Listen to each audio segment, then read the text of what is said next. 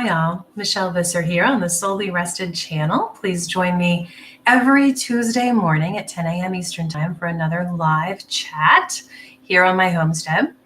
Today, it's going to be a quick little live about Easter. Easter is this Sunday, and for the 5-year, well, it's been 4 now, 4 Easters that we've lived in our little rural town, I have been organizing the Easter egg hunt. And it is the highlight of the spring in town for the little kids, and I love doing it. But from the very beginning, I had to do it with an almost non-existent budget. So I thought I'd share with you some simple little tips to organize a big Easter egg hunt on a tiny little budget, maybe an almost no budget. So my number one tip is to get your eggs after Easter. So obviously it's too late this year to plan an Easter egg hunt. I mean, most likely, unless you're like Superwoman, maybe. So start planning now for next Easter. Go to Hobby Lobby or some other great craft store that has the high quality eggs, because you really want the good quality ones that are going to stay together.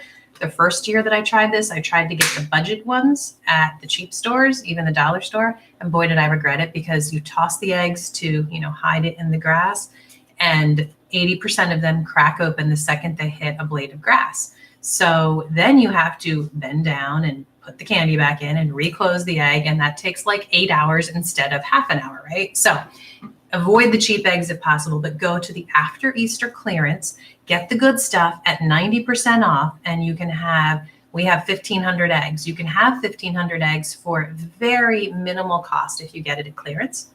Just go for the high quality ones, definitely. We also like to do a prize table where we simply put tickets in some of the eggs. You can get the roll of tickets and rip them off and put them in the eggs, or you can save that $16 it would cost you to buy a roll of tickets and literally print your own. You can fit like 100 words that say ticket or prize or whatever you want it to say, maybe 100 of them on an 8.5 by 11 piece of paper. You can use a special color if you want, so it's a bright color that the kids don't miss. Print it off, use a straight edge to cut the 100 tickets, and you can have 100 tickets for no cost. Fill 100 eggs with those tickets. Then we have a prize table. The kids love it. Make sure you explain to them before they start the hunt what those pieces of paper are, because otherwise a piece of paper is very disappointing when you're expecting candy, am I right? So they get their tickets, they keep them until the end of the hunt, and then they come to the prize table, which is loaded with all kinds of goodies. And I get these at the after Easter clearance as well. You get them a year ahead, and obviously you can keep them for a whole year. You just have to have storage containers. Wait for a sale on the big plastic tubs, which you can't see. There you go. Get those for really cheap as well, and then store all this stuff all year long so you can stock up at 90% off. All kinds of great things. You want to get things that both girls and boys will like, of course. Cute Easter egg chalks. Bubbles are always a hit. You can also get tiny little bubbles that'll fit in the eggs, and I love that. It's nice to have things that aren't candy in the eggs, just for something different, and also for the kids that can't have a lot of candy, or for the little kids that literally aren't supposed to have candy. It's nice to get bubbles, little rings, bouncy balls. Why am I forgetting all the other good things? Erasers are fun. Kids love erasers in there. Hair clips, like, these little hair things. You could take them out of this package and have 3 eggs there, the hair clips. So what was I telling you? Bunny glasses, a cute eraser that's also a puzzle. Of course, there are some things that only the girls are going to want, and that's okay. And there are some things that probably only the boys are going to want, and that's okay too, right?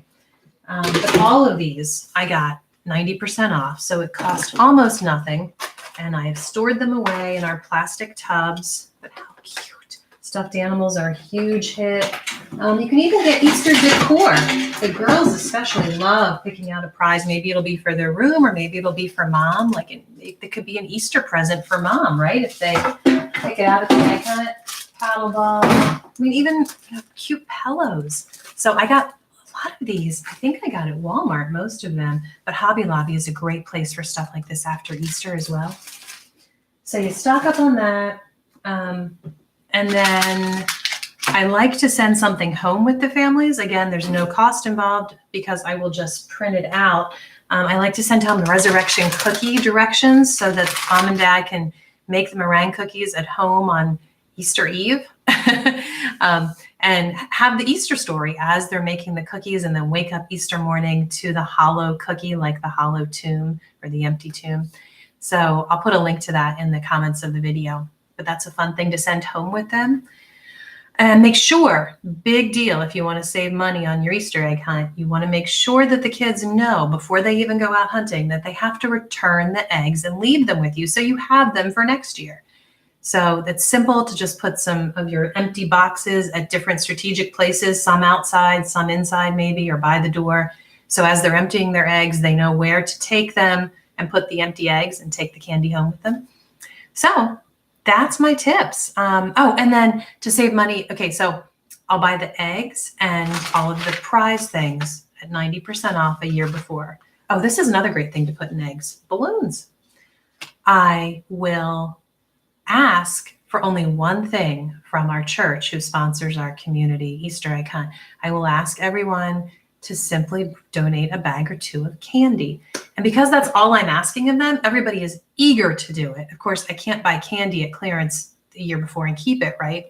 So that's the one thing I asked for a donation. I've never had trouble with it. I've always gotten more candy donated than I have eggs, in which case that will go out for a snack or a treat, right, on the day of, where everybody can mingle and enjoy. We'll put out some lemonade or some tea, and maybe somebody will make some cupcakes, and they can have extra snacks with the extra candy that was donated that I don't need for my eggs.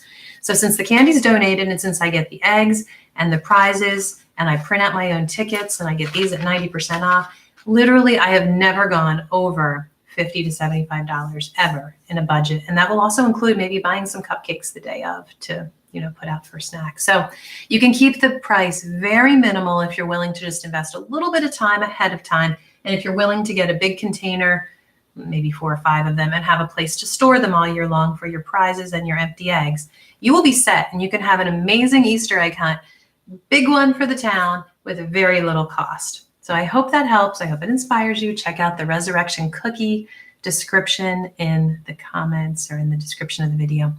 And I'll also put some tips on how to dye eggs just for fun for your family with natural dyes. That's fun too at Easter.